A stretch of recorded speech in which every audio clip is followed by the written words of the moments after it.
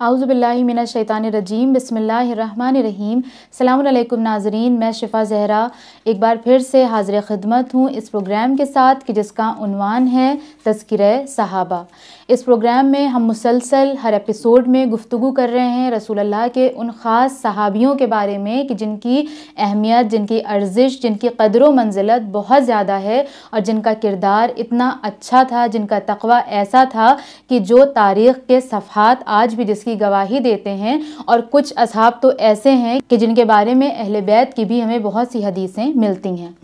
और इसी तरह से आज के इस एपिसोड में हम एक ऐसे सहाबी का ज़िक्र करेंगे कि जिनकी तारीफ़, जिनके फ़ज़ाइल, जिनकी क़द्र व मंज़िलत रसूल अल्लाह के अलावा अहले बैत में इमामों ने भी बयान की है। और वो कोई और नहीं बल्कि जनाब अम्मार बिन यासिर हैं, जिनको हम अम्मार यासिर के नाम से जानते हैं। जनाब अम्मार के वालिदैन यानी उनकी माँ जिनका नाम सुमैया था, वो और उनके वालिद ये दोनों इस्लाम के पहले शहीद थे। सबसे पहले शहादत के दर्जे पर फाइज होने वाली पहली औरत जनाब अम्मार यासिर की माँ, और सबसे पहला मर्द की जो इस्लाम के खातिर शहादत के दर्जे पर फाइज हुआ वो आपके ही वालिद थे। आपको रसूल अल्लाह के नज़दीक वो मकाम हासिल था कि रसूल अल्लाह हमेशा आपकी तारीफ़ किया करते थे। और जब वही आती थी रसूल अल्लाह के ऊपर तो आप इमाम अली अलैहिस्सलाम से बयान करने के बाद आपसे बताते थे, और फिर इसके बाद आप मस्जिद में जाकर खुतबे में उस वही का ज़िक्र करते थे।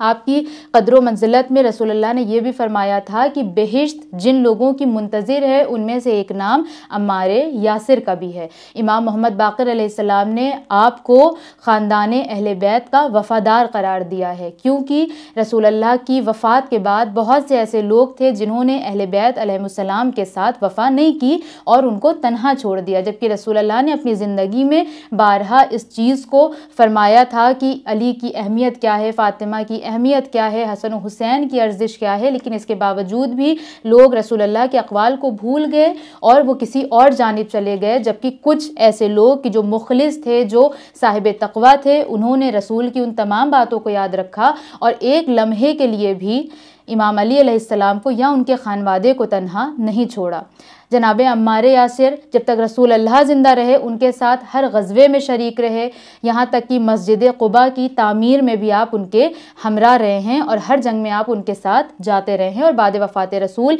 इमाम अली अलैहिस्सलाम के साथ भी आज जो भी मुख्तलिफ़ जंगें हुई आप उसमें भी उनके साथ मौजूद थे। और इसके अलावा इमाम अली अलैहिस्सलाम के साथ भी आप उन जंगों में शरीक रहे हैं कि जो इस्लाम की हिमायत में और इस्लाम के डिफेंस में जो जंगें होती थीं, आप इमाम अली अलैहिस्सलाम के साथ शाना बशाना मौजूद रहते थे। आपके बारे में एक और ये अहम बात मिलती है कि जिसकी वजह से कुरान मजीद की ये आयत भी नाजिल हुई थी कि एक मरतबा जनाब अम्मार यासिर को मुशरिकीन मक्का ने इस बात पर मजबूर किया कि वो रसूल अल्लाह के बारे में नाज़ेबा कलमात अदा करें, और इतना मजबूर किया कि जनाब अम्मार यासिर को मजबूर होकर वो अमल अंजाम देना पड़ा। जब रसूल अल्लाह को इसकी खबर हुई तो आपने जनाब अम्मार यासिर से फरमाया कि अगर तुम्हें दोबारा भी इस तरह से टॉर्चर किया जाए और इस तरह से मजबूर किया जाए तो कोई हर्ज नहीं है, तुम फिर ऐसे ही करना जैसा तुमने आज किया था।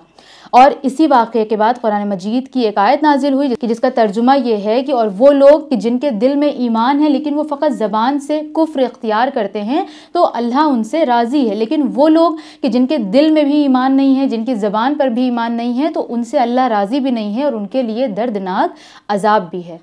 तो ये रसूल अल्लाह के वो दूसरे सहाबी थे कि जिनके बारे में कुरान में ज़िक्र आया, जिनके वाक़ये से रिलेटेड कुरान में आयत नाजिल हुई, और इसी आयत के हवाले से रसूल अल्लाह ने जनाब अम्मार को ये बात कही कि अगर दोबारा भी मुशरिकीन मक्का तुम्हें इस बात पर मजबूर करें तो कोई मसला नहीं है, तुम इसी तरह का अमल अंजाम दे सकते हो। इसके अलावा जनाब अम्मार की अगर शहादत की बात की जाए तो जनाब अम्मार की शहादत जंग सिफ़ीन में हुई थी, और जंग सिफ़ीन में जनाब अम्मार की शहादत इस तरह से हुई कि रसूल अल्लाह की वो पेशीन गोई, वो प्रेडिक्शन सच हो गई कि जब रसूल अल्लाह ने जनाब अम्मार के बारे में फरमाया था कि एक बागी गिरोह तुम्हें शहीद करेगा। اور جنگ صفین میں امام علی علیہ السلام سے جس کی جنگ ہوئی تھی، جو بھی مد مقابل تھا وہ سب کو پتہ ہے، تاریخ کے صفحات اس کی گواہی دے رہے ہیں کہ وہ کون لوگ تھے کہ جنہوں نے جنگ کی تھی امام علی علیہ السلام سے، اور جناب عمار کی شہادت بھی جن کی وجہ سے واقع ہوئی تھی۔ اگر جناب عمار یاسر کی وفاداری کی بات کی جائے تو جیسا کہ میں نے پہلے اس بات کا تذکرہ کیا کہ رسول اللہ کے بعد آپ امام علی علیہ السلام کے بہت زیادہ وفادار تھے،